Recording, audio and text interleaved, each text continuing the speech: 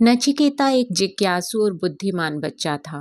एक बार उसने अपने पिता ऋषि वाजश्रवा को यज्ञ करते हुए देखा, जिसमें उन्होंने अपनी सबसे मूल्य संपत्तियों को ब्राह्मणों को दान करना था।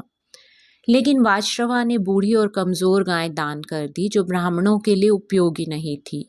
यह देखकर नचिकेता अपने पिता के कार्यों पर सवाल उठाता है और पूछता है कि वह उनकी सबसे प्रिय संपत्ति है और वो उसे किसे दान में देंगे।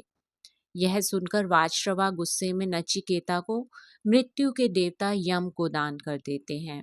नचिकेता यम के घर जाता है, लेकिन यम वहां नहीं होते।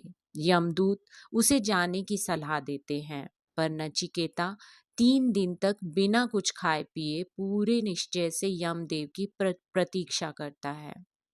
जब यम लौटते हैं तो वह नचिकेता की दृढ़ता से प्रभावित होते हैं और उसे 3 वरदान देते हैं।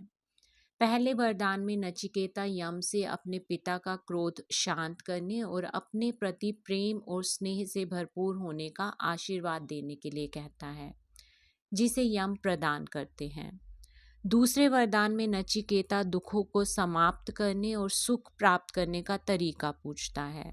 यमदेव उसे सही रास्ते पर चलने और दूसरों के लिए अच्छा करने की सलाह देते हैं।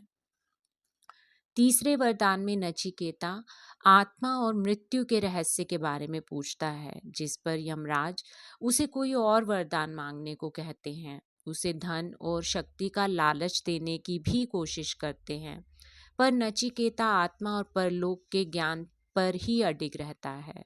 नचिकेता की इस दृढ़ता से प्रसन्न हो यमराज उसे ब्रह्म विद्या का रहस्य बताते हैं। वह बताते हैं कि आत्मा शाश्वत और शुद्ध है और यह शरीर के पीछे की प्रेरक शक्ति है।